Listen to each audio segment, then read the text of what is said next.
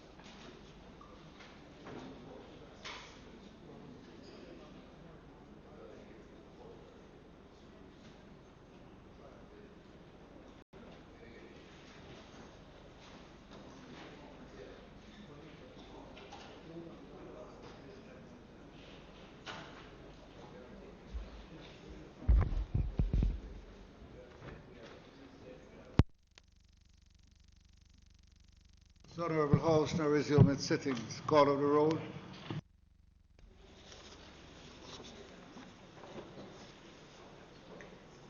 Mr. Witter, Mr. Samuda, Mr. Holness,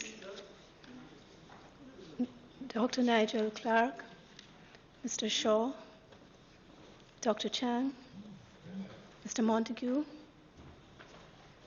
Ms. Grange, Mr. Henry, Mr. Bartlett, Mr. Mackenzie, Mr. Chuck, Mr. Daryl Vaz, Mr. Warmington, yes. Mrs. Robinson, Mr. Hutchinson, Dr. Tufton, Mrs. Williams, Mrs. Malahoo Fort,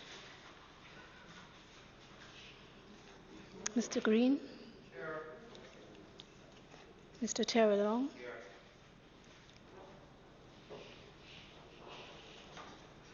Mr. Main, Mr. R. Scott, Mr. Azan, Mr. Brown, Dr. Brownberg, Mr. Buchanan, Mr. Bunting, Dr. Campbell, Mr. Leslie Campbell, Honorable Purnell Charles Jr., Mr. Heroy Clark, Mrs. Cuthbert Flynn, Ms. Daly, Mr. Daly, Mrs. Dalrymple Philibert, Dr. Dunn,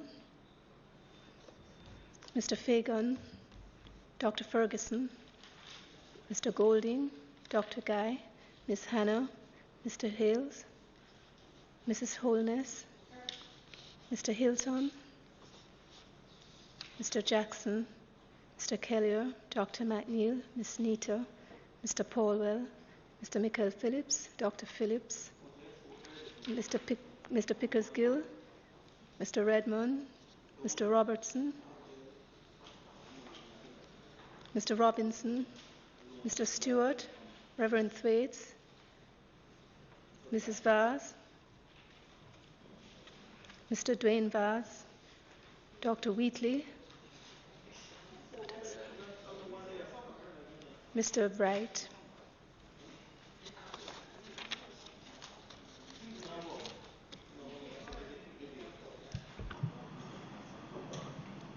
Statements by Minister. Mr. Speaker, this Honourable House will recall that at the last sitting on the adjournment, we, by motion, agreed that the House would meet today. Yesterday, based on the developments in respect of the management of the COVID virus and the tremendous amount of pressure that has put on the administration and the people of Jamaica, it was decided that we would forego the sitting of the House today to enable the Prime Minister and the team that is advising him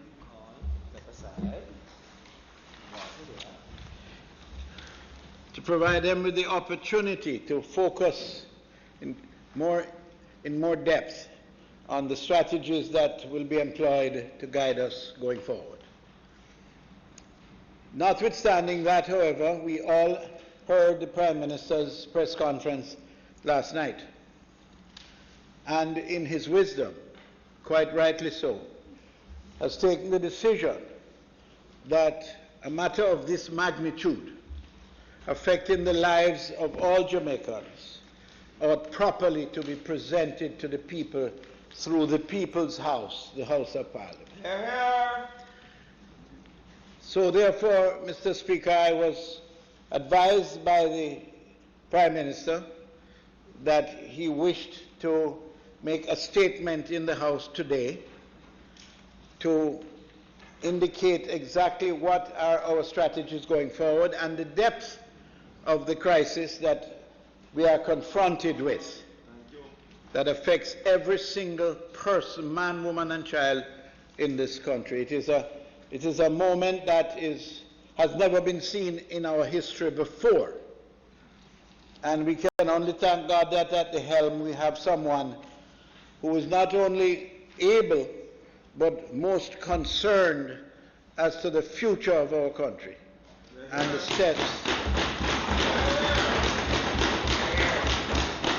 the steps appropriate to the management of this problem, with the absolute intention to see us through it, coming out at the other end even stronger than we were before we went into this crisis.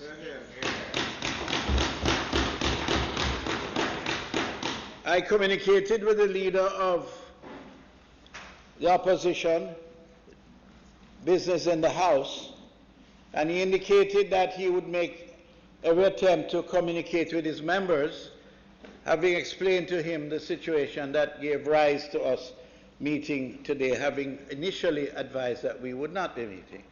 And there are procedural parliamentary matters that have to be formalities that have to be undertaken, consistent with our standing orders. And I advised him that that was necessary and what was the intention and purpose of this meeting today, and asked that he prevail on his members to attend and be part of this sitting, in the hope that through this process, questions could be asked of the Prime Minister for clarification and explanation. Unfortunately, he advised me that there was not a single member of the opposition, and I wish to repeat that, not a single member of the opposition found it possible to be here today.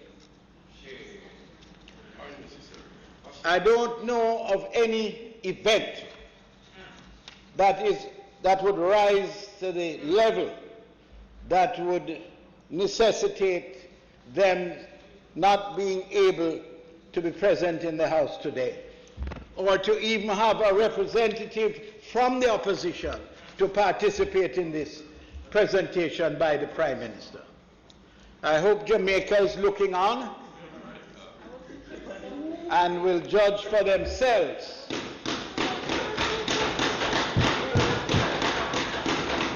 and Mr. Speaker, I make no apology for the inference that I am drawing here with respect to their action today, because this is literally a matter of life and death. With those few comments, Mr. Speaker, I invite you to ask the Prime Minister to commence his statement to this Honourable House. The what? Statement by ministers is where we are. My deputy leader of the House is also always guarded of my appearance in the House. So thank you. Prime Minister. Thank you, Mr. Speaker.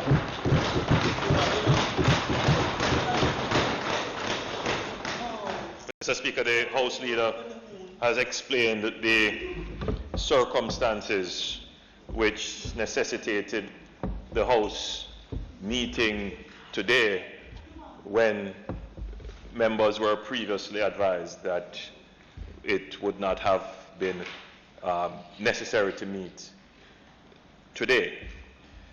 The truth is, Mr. Speaker, is that all members of Parliament are on standby, as always, whether it is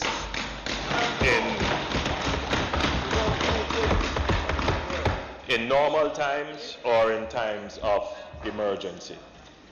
We will understand, Mr. Speaker, that the government's general policy thrust is to have persons as much as possible stay at home without impacting in any severe way the productivity of the country. It's a very difficult balance to achieve, and it is becoming increasingly difficult as we transition from having local spread of the disease into community spread, where we are expecting that there will be an increase in the numbers of cases confirmed as being infected with the COVID-19 disease. Mr. Speaker, the Honourable House and the nation by extension are being reminded that yesterday, March 30th, 2020, I announced new amendments to the Disaster Risk Management Enforcement Measures Order Number 2, 2020, made by me on March 24th, 2020. I now put on record those new amendments now contained in the Disaster Risk Management Enforcement Measures Number 2 Amendment Number 2 Order 2020. Now therefore, in exercise of the powers conferred upon the Prime Minister by Section 26(2) of the Disaster Risk Management Act and every other power hereunto enabling, the following order is hereby made. 1. This order may be cited as the Disaster Risk Management Enforcement Measures Number 2 Amendment Number 2 Order 2020, and shall be read and construed as one with the Disaster Risk Management Enforcement Measures Number 2 Order 2020, herein referred to as the principal order, and all amendments thereto. 2. Paragraph 5 of the principal order is amended by deleting subparagraph 3b and substituting therefore the following. B. With effect from the 2nd day of April 2020, markets shall operate only during the hours from 6 a.m. to 2 p.m. on Sundays, Mondays, Tuesdays, and Wednesdays, and 6 a.m. to 6 p.m. on Thursdays, Fridays, and Saturdays. So, Mr. Speaker, we have made an adjustment to the previous order, which had markets only operating from 6 a.m. to 2 p.m. throughout the week. We have amended the order to allow for longer opening hours. That would be from 6 a.m. to 6 p.m. on Thursdays, Fridays, and Saturdays. This is done, Mr. Speaker, because having observed the measures and how citizens are abiding by them, we recognize that there may be congestion in the markets by virtue of the limited opening time. And so we're giving a greater period of time to allow persons who want to purchase their goods and food and wares in the market enough time for them to make proper arrangements so that there is no congestion in the market, and to allow for greater practice of social distancing within the markets. And I think this amendment will ensure that we see less crowding in our markets. It is still a challenge, Mr. Speaker, because we have a very active public information campaign, and I believe that almost all members of the government are informing the public when they speak. The challenge, of course, is that we have some citizens who are still of the view that the threat is not an immediate one for them or their families. We still have some citizens who don't fully appreciate and understand the devastating effect of the disease on some in our population, particularly on our elderly and those that have comorbidities, that is, pre-existing medical conditions. There are those who still hold the view that they are strong and healthy, and the disease, even if they were to get it, would not affect them. That may be the case in a significant number, but the truth is, Mr. Speaker, that even the young and healthy, they too have perished from this disease. So we are noticing that there is not as strict an adherence as we would have liked to the order as it relates to gatherings. We are still seeing more than 10 gathering closely together. We have made some exemptions to the stay-at-home rule and to opening rules. And we see, for example, at the tax offices, we see at restaurants and supermarkets that persons are still gathering in numbers greater than 10. And we take this opportunity to appeal to citizens. If you have to move about because of urgent business, if you have to move about to secure the necessaries of life, if you have to move about to get some exercise for your own health and sanity, that you do so observing strictly the hygiene practices that are recommended. That is, if you cough or sneeze, cover your mouth preferably with your handkerchief or with a tissue, and then properly dispose of it. If not, then cough or sneeze in the bend of your elbow, and then don't do any elbow greeting after that. Sanitize your hands with hand sanitizers. If you don't have that, then good old soap and water is the most effective thing. Carbolic. You wouldn't be aware of that, Minister.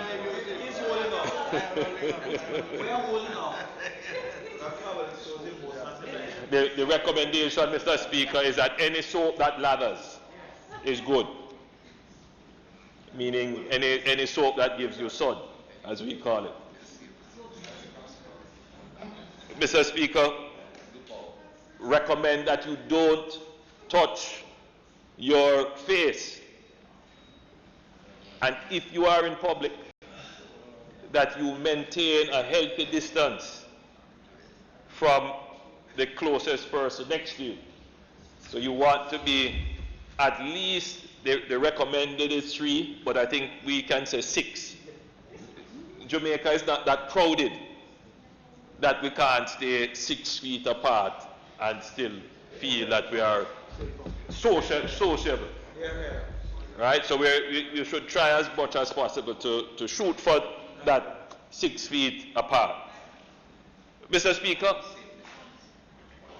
if you have to be out in public, therefore avoid gatherings of more than 10. So each citizen should have an awareness of their surroundings. So if I have to go to one of my favorite places to buy patties, for example, and Mr. Speaker, we know that these places are crammed because you can't separate a Jamaican from his patty.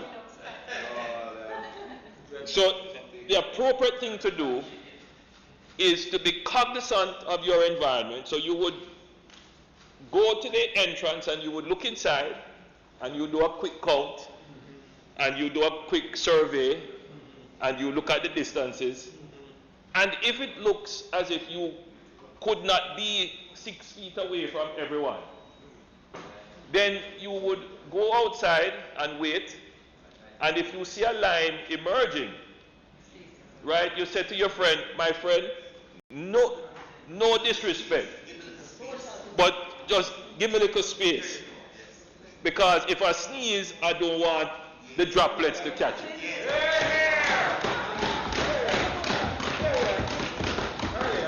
That is reasonable? Yes. Or you go and do something else and then you come back. That is how we all have to operate now, Mr. Speaker. So the behavior that I'm seeing in the markets and everybody is still behaving as if there is no epidemic. You know, and the funerals. I mean, it's amazing that given the virility of this disease and how it has taken so many lives, that people would not see the danger in a funeral. In fact, funerals have accounted for a great deal of the spread, not just in Jamaica, but right around the world. So, Mr. Speaker, in explaining these orders, you will understand that I will take some time to go into great detail. Mr. Speaker, the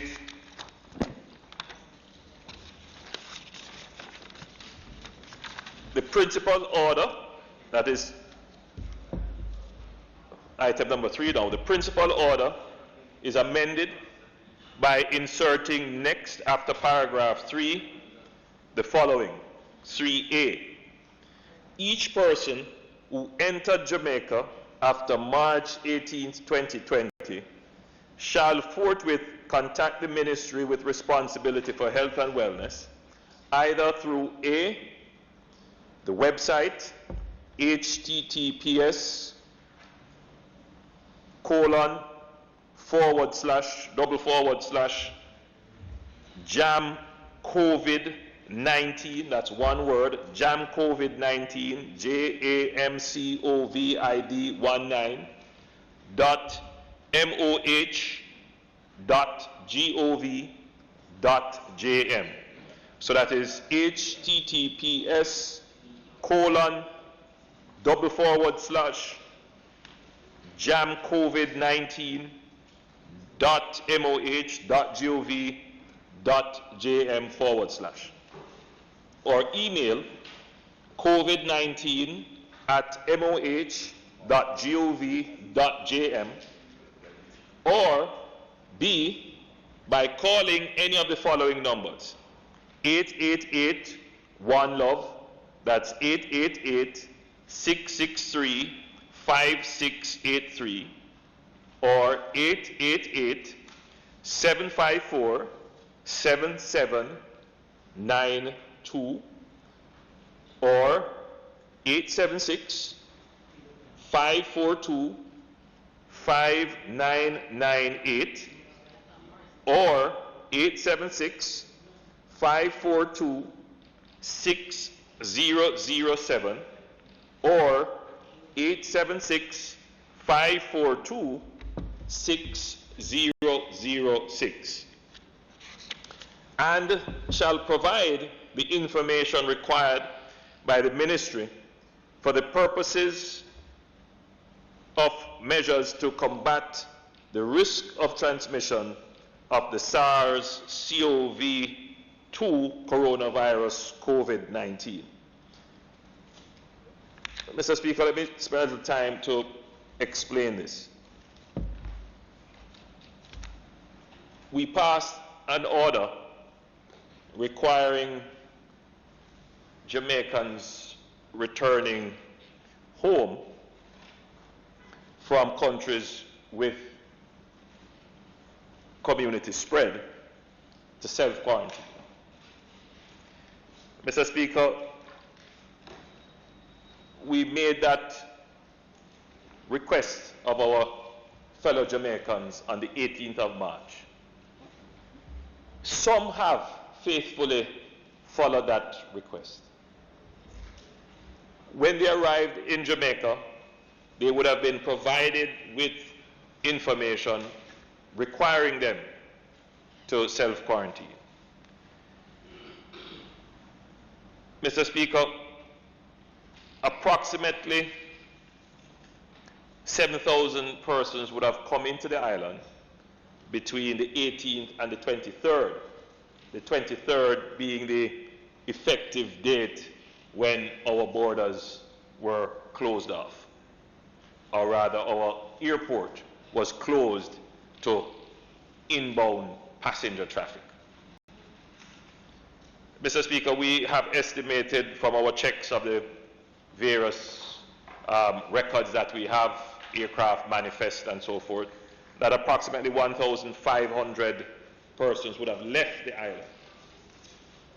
And therefore, we have a net number of approximately 5,500 persons who came into the island who are probably here. Mr. Speaker, we have reports from about 400 persons who have contacted the Ministry of Health through the various portals that we have announced, being the website, the email address, and the numbers which I just announced. So those persons, I would like to thank them for reaching out to us.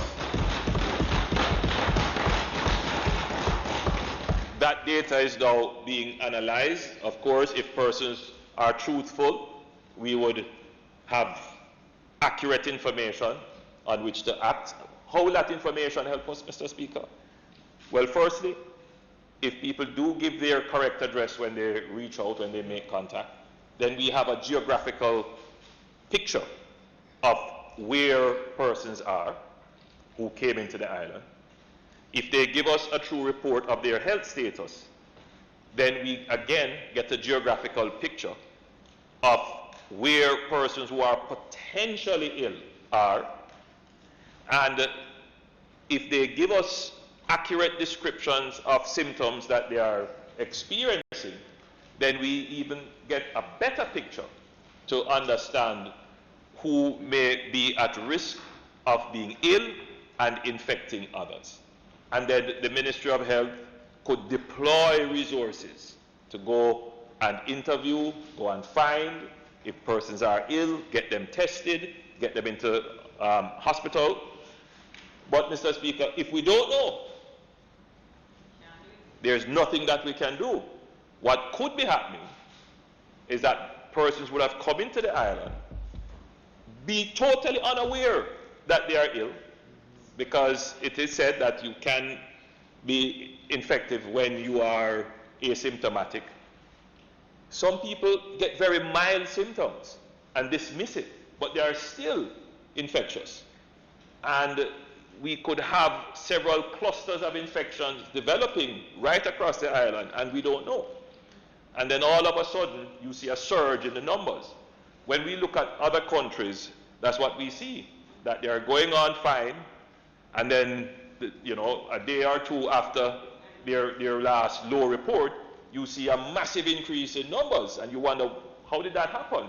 Well, it happened because there were cases that we knew nothing about, and the infection rate of a person who has the virus, they say it's approximately 2.5. So every one person potentially could infect 2.5. So that is a fairly rapid spread. So, Mr. Speaker, it is important that every person who came into the island make contact with the Ministry of Health and wellness through the portals that we have already read out in the Parliament, and which I will read again at a later stage.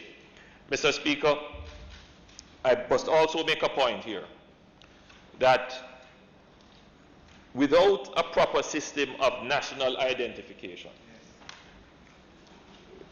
and our friends in the opposition are not here, so I'm not going to go into too much of a debate, but the point has to be made that there are a lot of persons who preach doomsday on the national identification system. But it's very difficult, Mr. Speaker, for governments to truthfully and effectively deploy policies to protect the public good without being able to identify its citizens.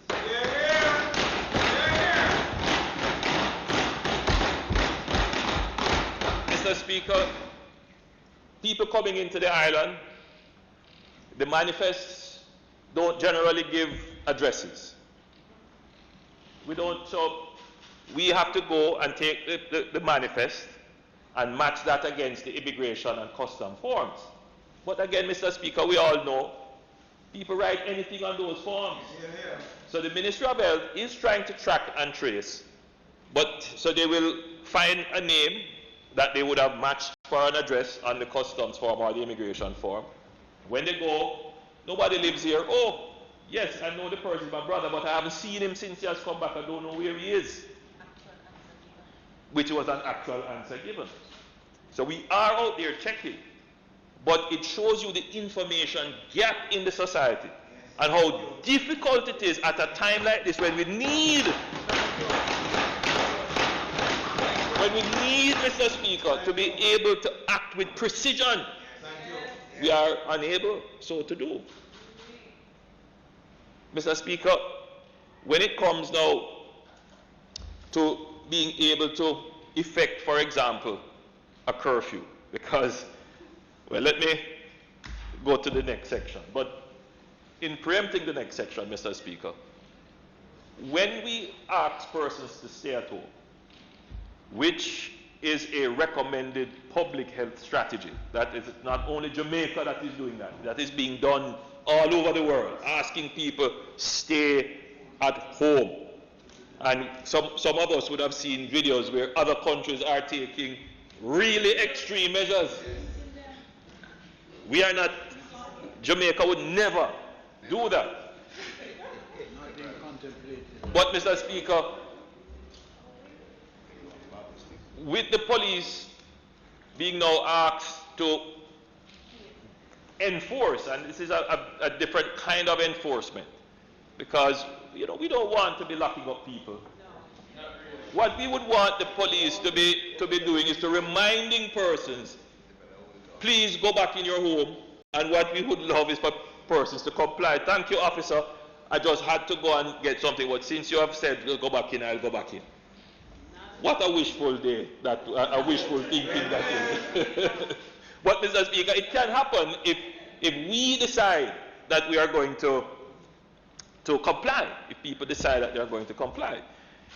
But the truth is, Mr. Speaker, the police, in doing their enforcement, will need to be able to verify persons' identity in order that where exemptions are made, those exemptions are appropriately allowed.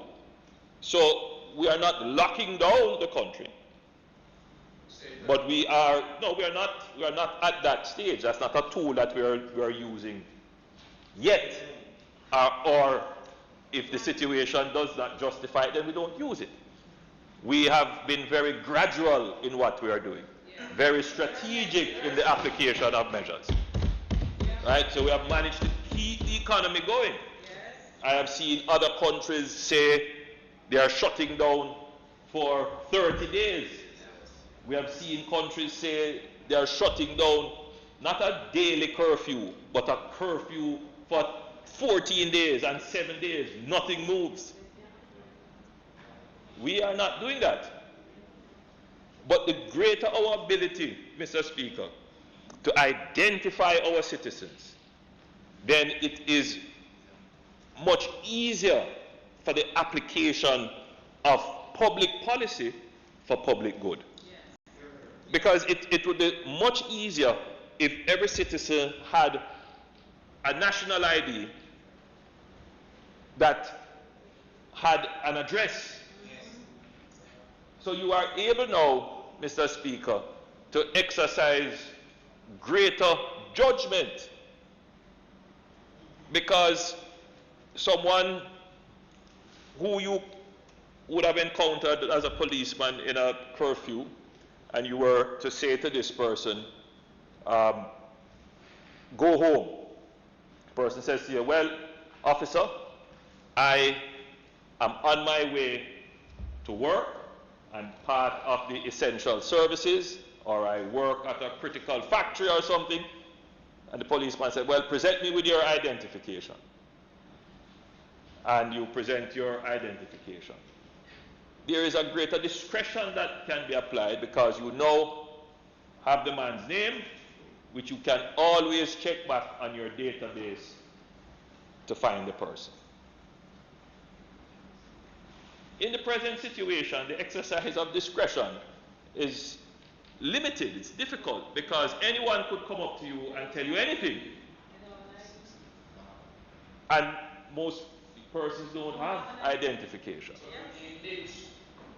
So it's always a difficult task when we have to apply these person-specific or category-specific public policy measures without being able to truly identify who fits into the categories. We absolutely, Mr. Speaker, need to have a national identification system.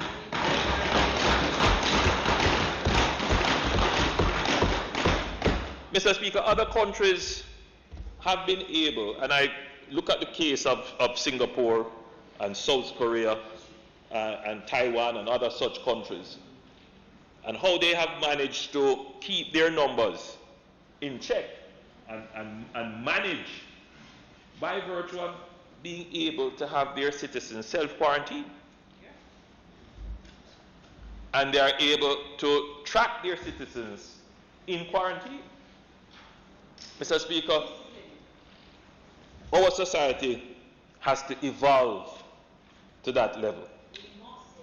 Our society must have, Mr. Speaker, a national identification system where all our citizens. But I give you, Mr. Speaker, one other point that needs to be considered with policy or with person or category specific policy measures. Mr. Speaker, the Minister of Finance laid out a fairly comprehensive package of stimulus and support. And the question that is now being asked is, how will persons access this support? There are some who will be able to access it because they have bank accounts, they are in the formal system, they have TRN numbers. But there are a large number of Jamaicans that are, in a sense, they are informal, and a definition of that informality is that they don't have documents, identification documents, tax registration documents. They don't have passports. Some don't have birth certificates. They are a member of the state. They are a citizen of the state. They are entitled to the benefits. But the laws also specify how you can access benefits. That you have to be able to prove your identity. Because, Mr. Speaker, the whole business of accountability, even with these funds that we are putting aside now for support, we have to be able to account who got the funds.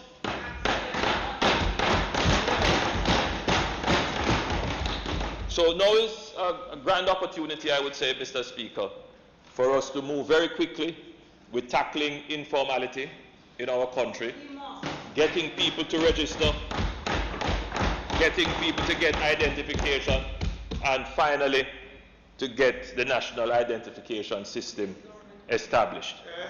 There is a sense, Mr. Speaker, that there was a time when the Jamaican citizen felt that the state was predatory. There was a time when people feared the state. They thought that the state was Babylon, that it is there to abuse them, that it is there to leech on them, that it is there to take away their money and to steal from them. We have been trying very hard, Mr. Speaker, to give the Jamaican people a different view of their government, of their state. We have been trying to show the Jamaican people that the government that they elect can run the apparatus of the state with dignity and efficiency.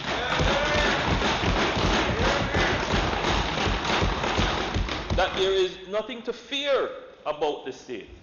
That one day you can put up your tax-paying certificate as how you would display a certificate of award for long service or a certificate of achievement.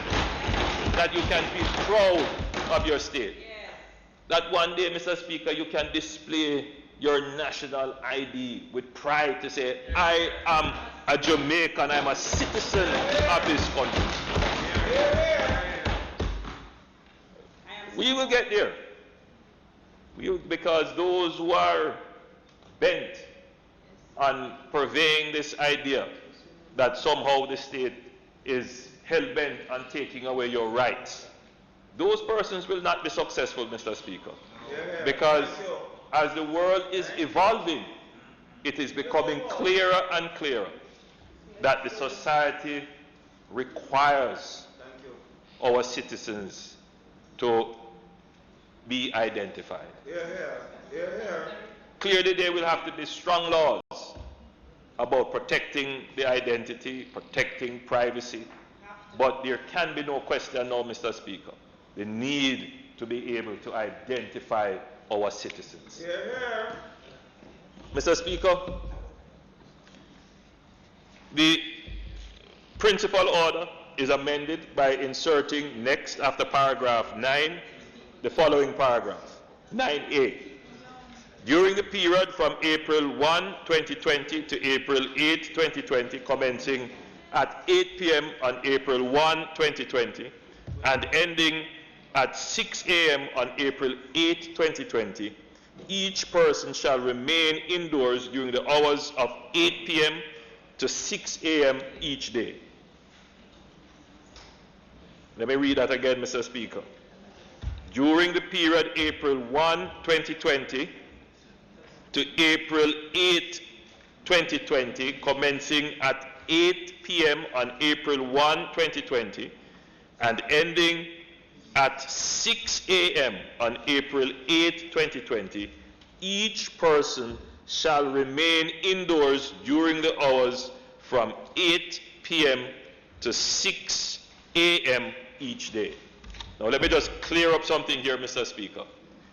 I've been getting calls from persons saying that we have imposed stay-at-home orders from 8 p.m.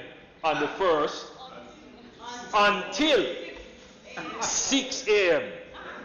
on the 8th. That means when you go in at 8 p.m., you don't come back out until 6 a.m. on the 8th. That's not the case, Mr. Speaker.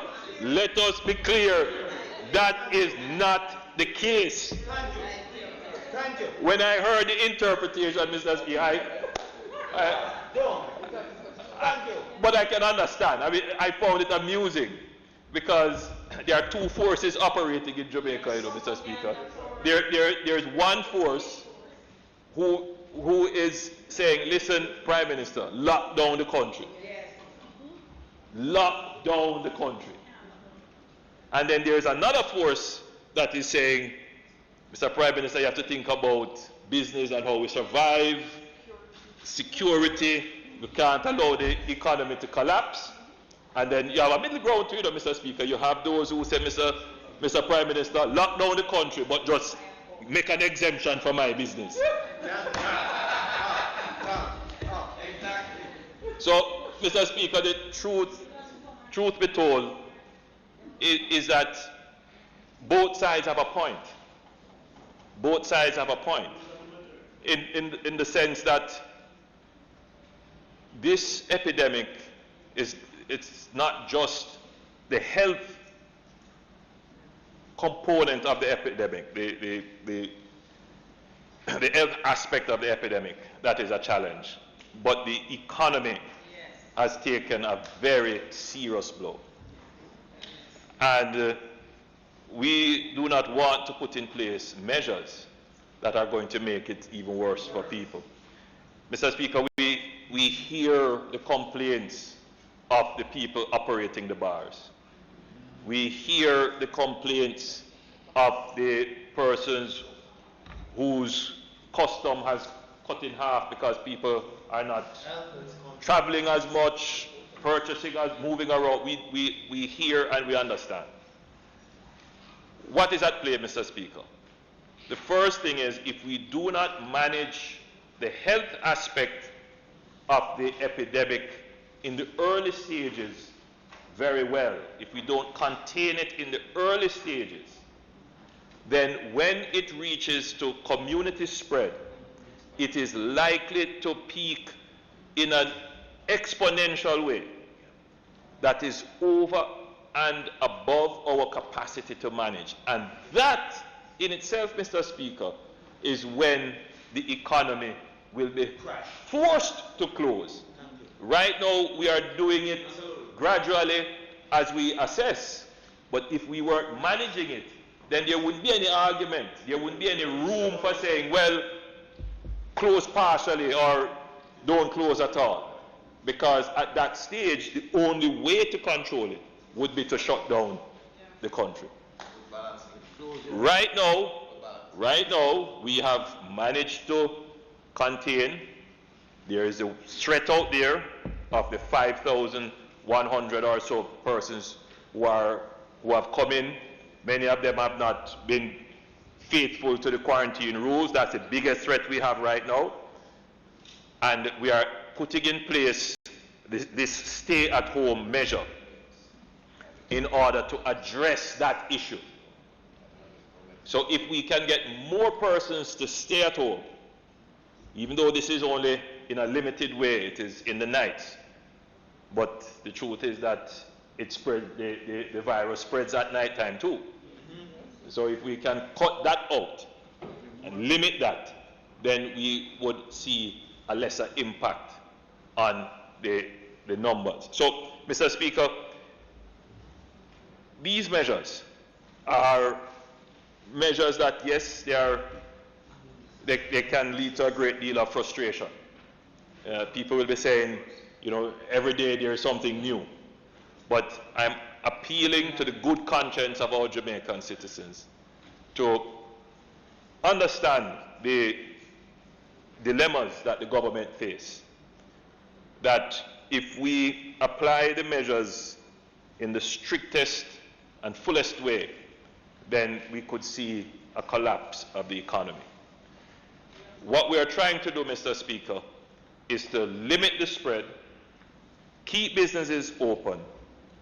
That, however, the success of that depends upon how well our citizens act in a responsible way. So even though we are doing these orders and we are saying we will enforce, which we will, ultimately we are appealing to the good conscience of the people of Jamaica, to the reasonableness of the people of Jamaica. If you don't have any urgent business on the road, stay home. Go inside. I know it's very difficult, Mr. Speaker, for some people who live in the country. They gather at the bar, they all gather under the street light. At night time, they gather at their friend's house. the teenagers and so who play football together, they all gather and play Ludi and Domino, and yes, this disrupts these social norms that we have. But we are appealing to you for the next 7 days. Stay indoors. Stay home. Best advice. Yes, if you know, my constituency, Mr. Speaker, has what we call a hip strip, like many areas in Kingston. Many bars and entertainment lounges and all kinds of activity. We have a dance for every day of the week. And I know that they have been hard hit and they are trying to find ways to cope. One person told me that while the front of the bar is closed, they are still selling liquor around the back. It's just that nobody is gathering. Well, Mr. Speaker, you know, people have to survive. But with this disease, if we don't act smartly, many of our friends and family may not survive. That is something that we have to be very cognizant of. So, Mr. Speaker, there are some exemptions to the stay-at-home rule.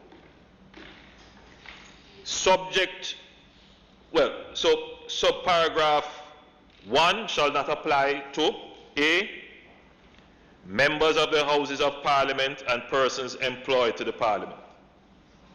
So let me just say now, even though you can move about,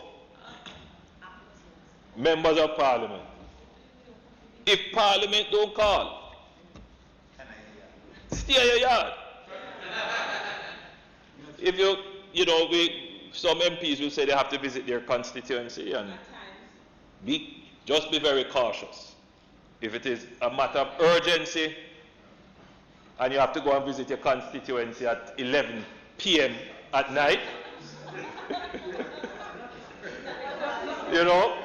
if you have to go and visit your constituency at 4 a.m. at night, well,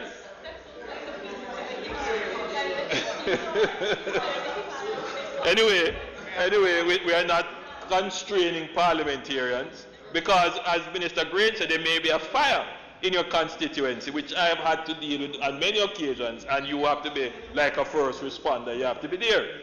So we have exempted parliamentarians and staff of Parliament, providing, of course, that you have your ID card.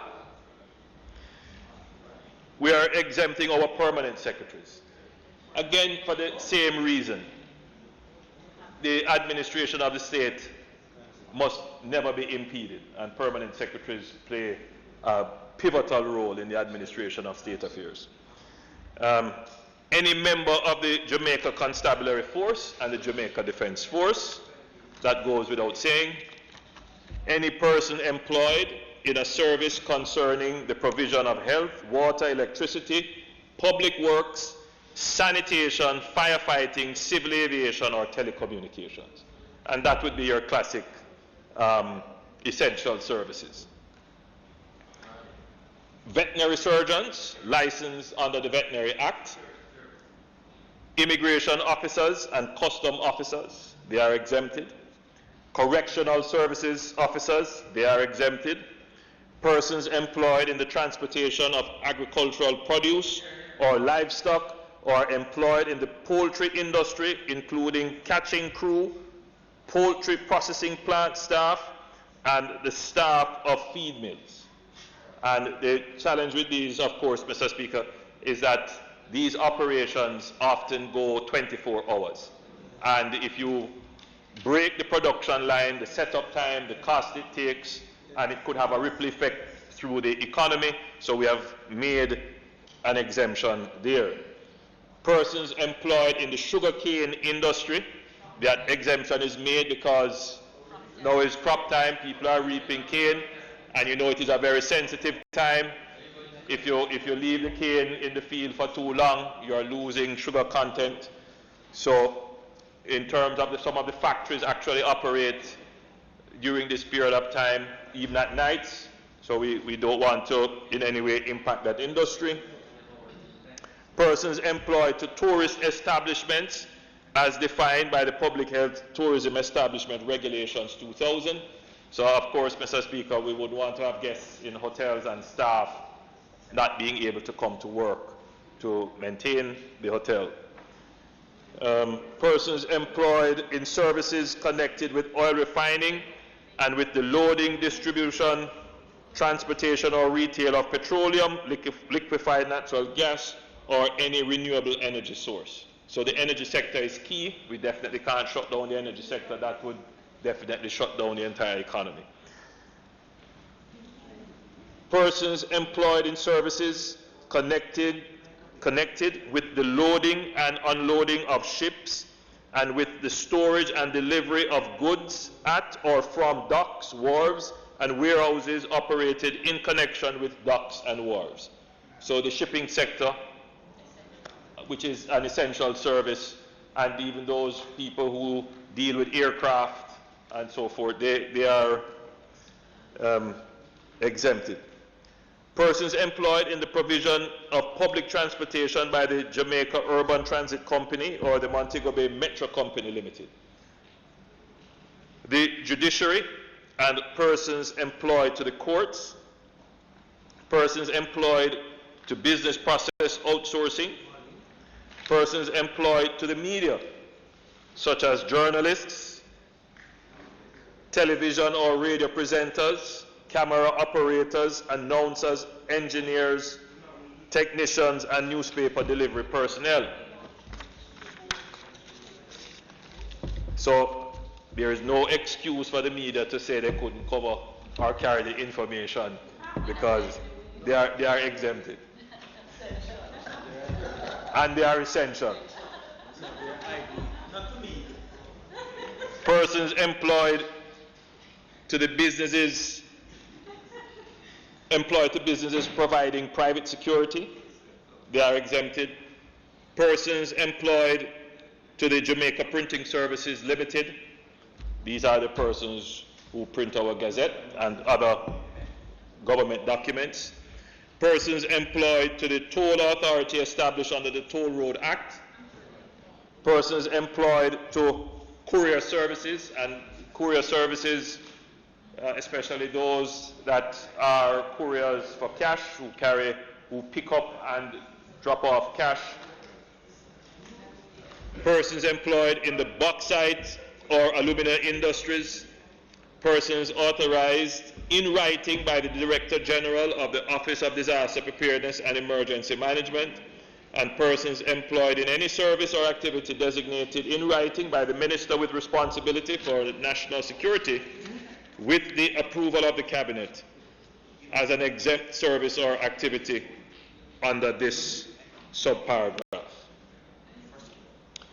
For the purposes of that employment, services, activity, or authorization or duties as such members as these may be. So what this line is saying, Mr. Speaker, is that the persons who we have listed out as exempt, which is quite a list, which we will publish on our various portals.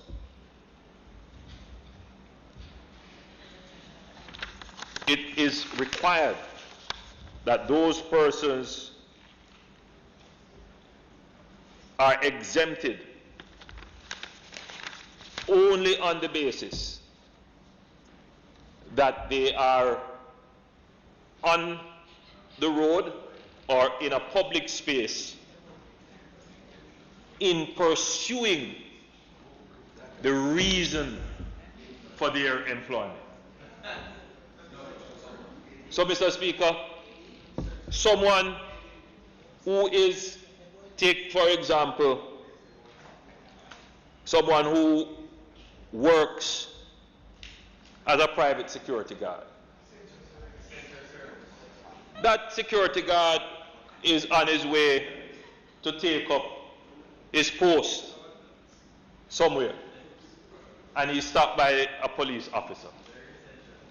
and he identifies himself as a security guard, shows his ID, and he goes to work. But let's take a case, Mr. Speaker, where the police stop someone on the road. They look like they're going to the restaurant, or they're in the restaurant getting food.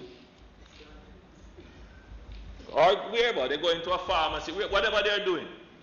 But they're not doing something in pursuit of the reason that they gave why they're on the road. So the security guard might not be in uniform. And he says, well, I'm a security guard and therefore I should be exempted. That alone would not exempt you. You need more. You need to establish to the law officer that you are in pursuit of your employment or the reason for the exemption. So once you say I'm a security officer or I'm a security guard, I'm on my way to work. I'm heading to work. I'm in my uniform. I have my ID and I'm in uniform and I'm heading to work. But if it is found in the discretion of the policeman that you are about some other activity, Stopping at a bar. yes, then, Mr. Speaker, the policeman would be in his right to ask you to return home. So these exemptions are not standing on their own. They are in, as it says, you are exempted for the purpose of that employment, service, activity, or authorization, or duties as such member as the case may be. During the period referred to in subparagraph 1, persons referred to in subparagraph 2 shall, on being requested to do so by an authorized officer, produce satisfactory proof of identification as a person referenced in that subparagraph. So if you are stopped and your claim is that you are part of the exempted group of persons and you are going about your job as an exempted person, we will require you to produce identification, satisfactory identification. It would be really helpful if your identification was something that would show your, well, firstly, if it has to have a picture, otherwise it's not identification. We need a picture ID. We would also, it would be very useful if it said what your occupation was. So if your company has identification, that would be very useful in helping the officer to determine whether or not your presence on the road is necessary. 4, during the period referred to in subparagraph 1, the employer of a person referenced in subparagraph 2 shall ensure that transportation is provided to the person between the place of employment and the person's abode or place of residence. So, Mr. Speaker, we are placing a duty on the employer to make such arrangements as would be necessary for the continuation of their business and the transport of their staff. Paragraph 5 of this order shall come into force on the 2nd day of April 2020, dated the 31st day of March 2020. This paragraph, Mr. Speaker, is in relation to the market orders. So, Mr. Speaker, I have given a fairly detailed explanation of how these stay-at-home orders are expected to work. I repeat our appeal for the cooperation of the citizens of Jamaica with the security forces at this time. And I will close my presentation, Mr. Speaker, by saying that the government is adeptly trying to manage two very difficult considerations. The first being maintaining as much as possible a functioning economy that can keep people employed, deliver incomes, deliver public revenues, and deliver essential services. And balancing, Mr. Speaker, the health of the public. Is that somebody sneezing?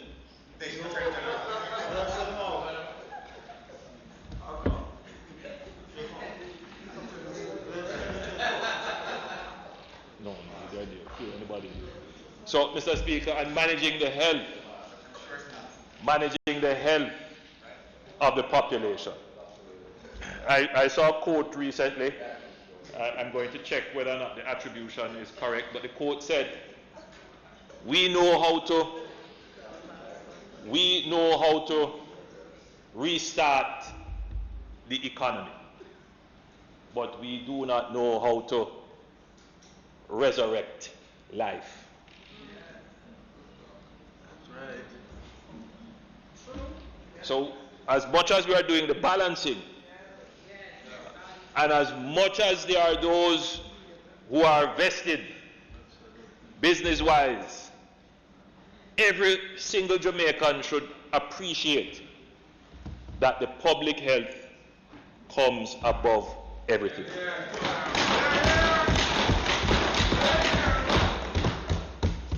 And having said that, Mr. Speaker, as we look forward to the future, coming out of the epidemic, because we are 21 days into the epidemic. It took China almost 3 months to come out of the epidemic, so we have a few more weeks to go. I am confident we will come out of the epidemic even stronger as a nation.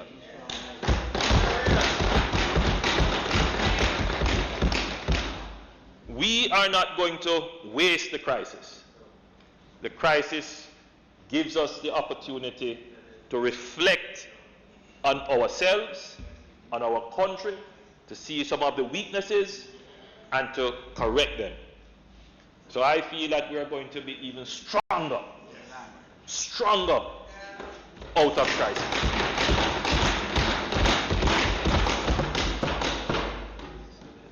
Well, what we are seeing from the scientists and experts is that this virus and the disease that it causes will be with us for some time. And like other viruses before, which have had similar impact and we have overcome it by practicing the simple hygiene methods and social distancing methods, which we have taken for granted. All these respiratory illnesses, covering your mouth when you cough, using a tissue to do it, properly disposing of that, washing your hands. Mr. Speaker, the truth is that is what I grew up with. That is what my parents would tell me. Yes. But somehow, because of the strength of medical intervention, we now have better medicine.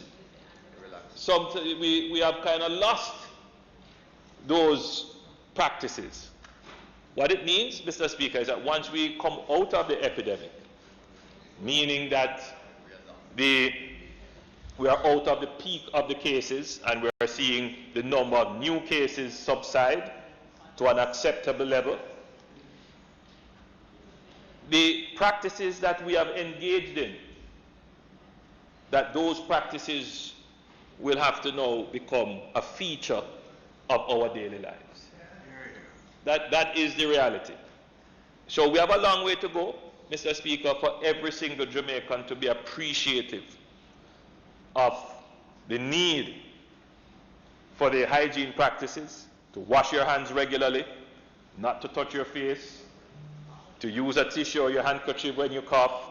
If you don't have that, to cough in the bend of your elbow, and to maintain social distancing. You don't have to stand close to persons. What has happened to me personally, Mr. Speaker, is that as a politician, it is reflex to shake hands. It is reflex to embrace. So that has now totally changed. It is just the way in which mankind has to survive, by changing behavior. So, Mr. Speaker, I end on the positive note that Jamaica will overcome this epidemic and we will come out stronger as a result of it. Mr. Speaker, may Mr. I Warmington. first to commend the Prime Minister on a very good presentation and explanation to the country. And I'm grateful that there are some exemptions as relate to the 8 p.m., 6 a.m. regulation itself. Because it says that times you are called as Member of Parliament to get in your constituency with a certain issue. And I'm glad that if I'm coming back to Kingston, to my home, after 8 p.m., the police won't try to lock me up. Say, me break the curfew. Thank you. Thank you, Minister.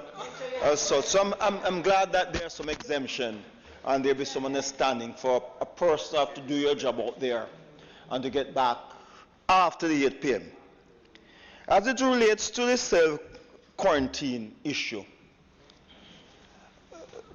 people who came out of UK and New York, the epicenter of this disease, and they are trusted to self-quarantine. It has not been happening at all. You have a man from England who came on the flight with a lady from Bull Bay and came to see me in my office. It's after I left, I got call that this guy came from there. Hold on. No, man. It's more than 21 days now. Hold on. It's more than 21 days now. Hold on. It's more than 21 days now. Hold on.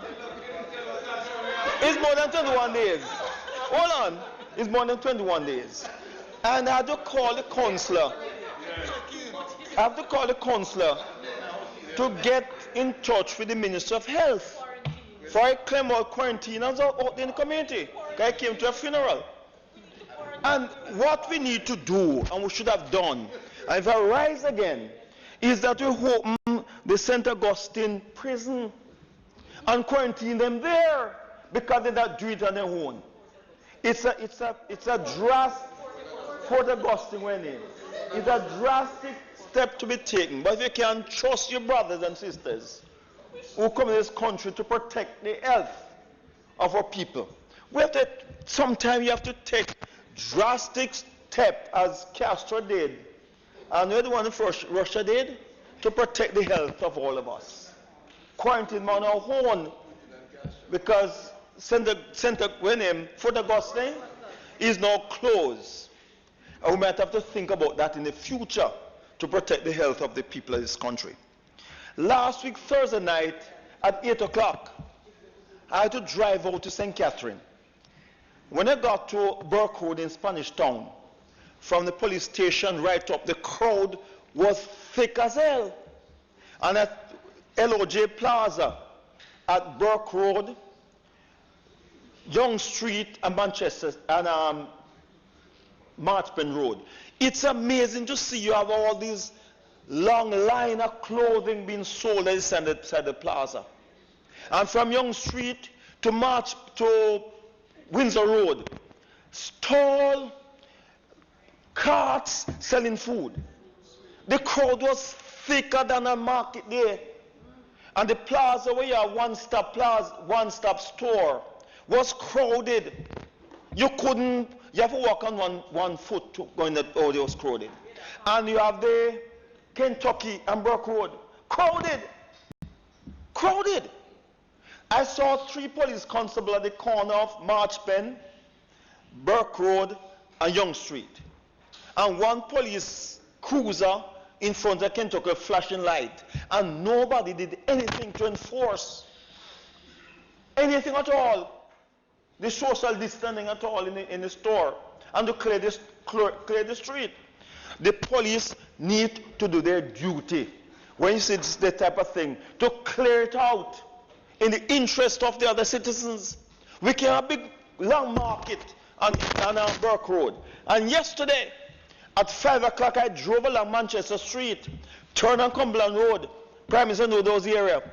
And Manchester Street from Cumberland Road to Young Street was it clogged with sellers and buyers. I couldn't believe what I'm saying. Couldn't believe what I'm saying. Clogged with sellers and buyers. The security forces need to enforce the strict rules. We as government can pass these laws. But if the security force is not implementing these stuff, what effect it is? I was shocked, jaw dropped when I saw Manchester Street yesterday at 5 o'clock and Young Street last week Thursday. And when we talk about whole Darby itself, we touch that one in my own area. At least the fisher folks in Ola Bay understand the importance of the social distance and the selling. But Old Harbour, it is clogged. And what is the police doing in Old Harbour? They don't look at all. They don't give a hoot what is happening in the market and in the street there. The taxi stand crowded. And we're supposed to have leadership of the police force in Old Harbour. I can't go there and force it. We need the security forces to make sure that these things happen. Minister, they need to do their job to understand that we must protect the safety of all of Jamaica. You can't allow a few selfish persons who want to gain to put the health of Jamaica in threaten or what have you. You can't allow that to happen. You have the Miami Herald that commend Jamaica for being one of the leading countries to put in place activities or action to stem this corona stuff. We must do it ourselves. And you have the other thing, the Minister of Finance the other day, they announced assistance for the small business persons. And I hear even some of my colleagues talk about, what about the small man? Mr. Speaker, if you don't pay tax, you're not registered. You're not within the system. Are you going to ask me as a taxpayer to help you? The taxi man will not pay tax. The barber, the hairdresser, the barman, the shopkeeper. You must be registered and within the system to pay what is necessary in the government coffers. So now if you don't get, how will the government find that you are a businessman out there, a barber, hairdresser, when they can't find it on the tax roll?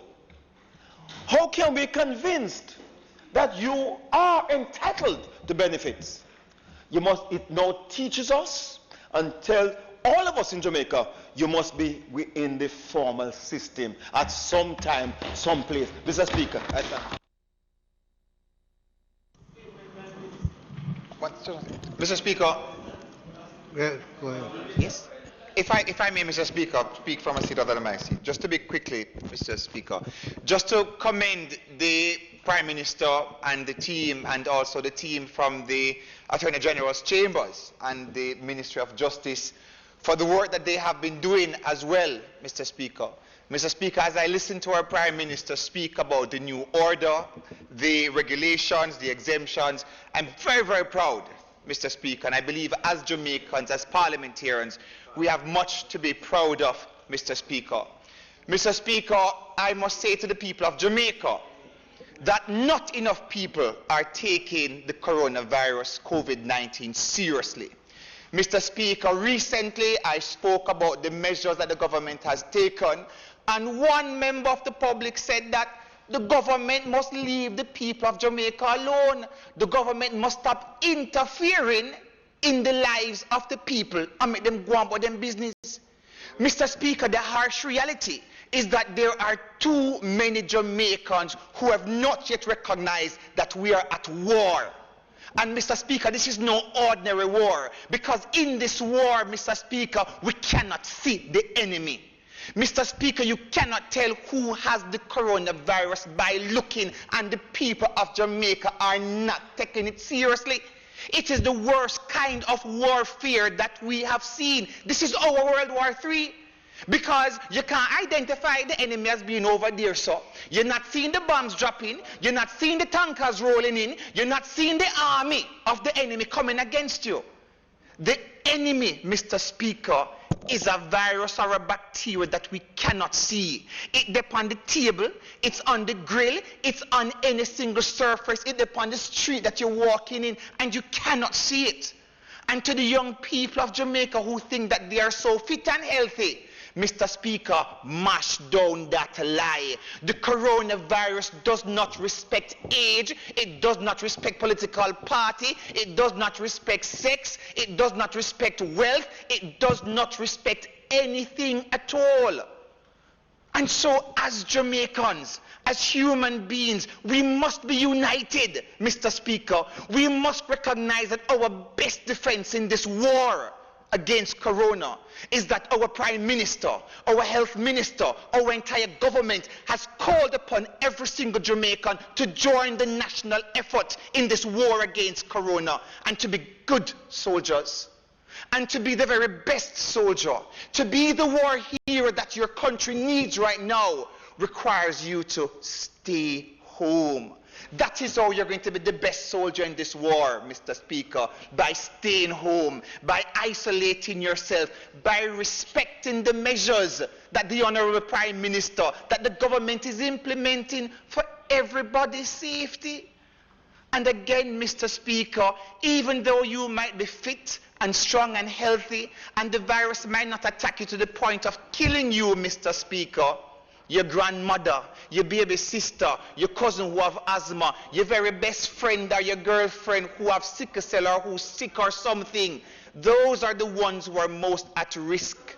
So, Mr. Speaker, I implore all our youth, take the thing seriously. Don't think say you're young and invincible. You can put the football group playing on a hold. You can put the netball playing on a hold right now, because at the end of the day, you don't know if the ball itself has now become infected. You don't know if one of the youth them have played the football, or one of the girls them have played the netball. You don't know if they are infected, because they can be sick and you don't know. So when we say, all right, ease off for the football for now, ease off for the big gathering, it is to protect you. It is for your own health and security. It is for the health and security of all Jamaicans. So, Mr. Speaker, again, commendations to the government, Mr. Speaker, and of course, well, we're all in this fight together. Thank you. Mr. Speaker. Yeah. So, Mr. Speaker, thank you, and thank you to the members. Go ahead, Prime. What I have read as a statement to this House, Mr. Speaker, is actually the Gazette of the order, and the Gazette is available now. It will be widely circulated. We will have this up on our websites and our various social media platforms. The press is here. I am certain that they have already carried snippets of what has been said, but this should be also in the press tomorrow, so that all Jamaicans are seized of what the exemptions are and what the orders are. Thank you, Mr. Speaker. Thank you, members.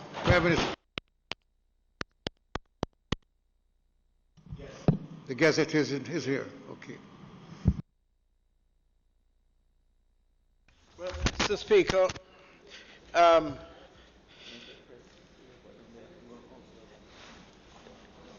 we will now have from the Minister of Tourism, Mr. Speaker, as you go down. We're going to the next item, Yes. announcement. Yes, yes. As you go down, I'm just advising you. I am advising you as to the process beyond where we are today, here. At all right, we will just proceed, Mr. Minister, Mr. Speaker, down the agenda. And the Minister of Tourism will be making his Bills presentation. brought from the Senate. Something for announcement. Okay.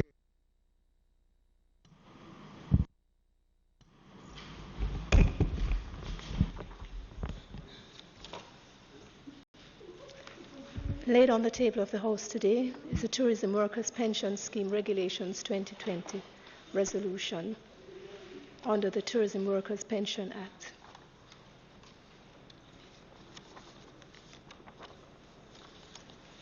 The Disaster Risk Management Enforcement Measures Number 2, Amendment Number 2, Order 2020 under the Disaster Risk Management Act.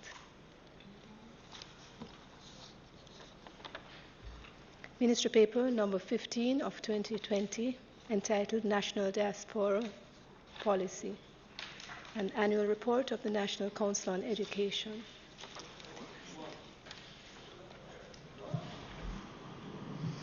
Bills brought from the Senate.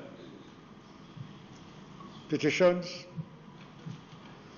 papers, reports from committees,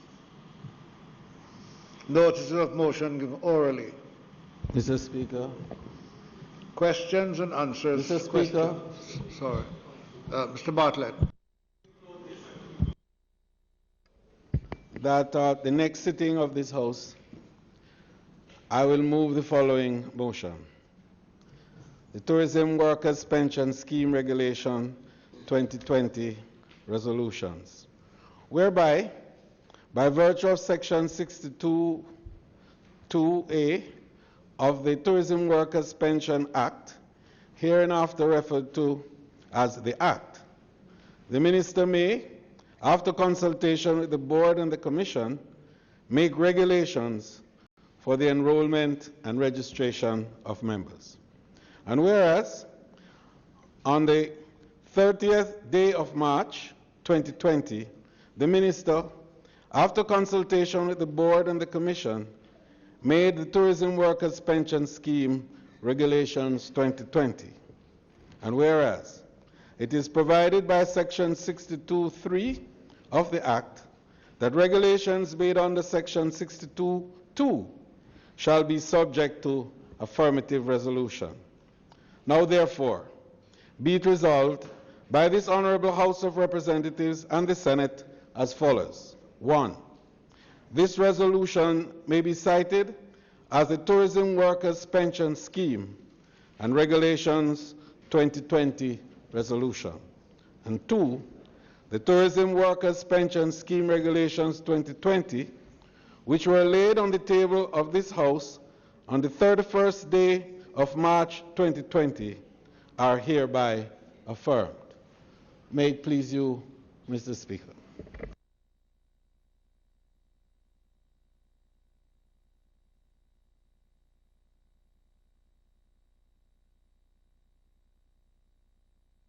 Sorry?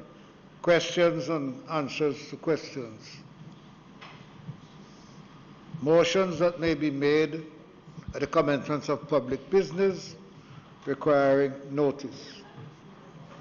Motions relating to the sittings of the House.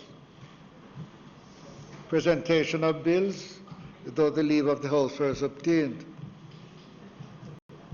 Public business.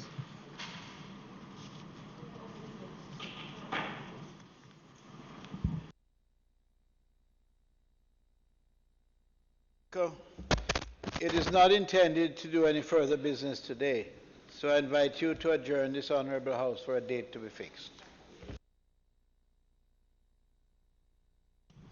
Before we proceed on your resolution, Mr. Simud, I wish to state that last week we unanimously agreed in a resolution that the House would be made today at 2 o'clock. The opposition is not here, and I know there's going to be some questions. This morning, yesterday, the leader of government business decided that there was no necessity to hold the House today. With what the Prime Minister did yesterday, we think it should be good to make an address from Parliament to the nation in this presentation, which he did today. I'm making this clear because I'm going to be hearing complaint that the opposition was not invited. Every member of Parliament was invited to come to Parliament today to hear the presentation of the Prime Minister.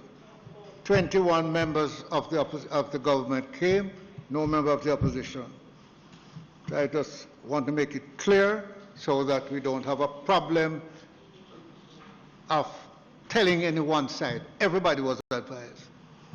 The resolution is that the House be now adjourned until a date to be fixed.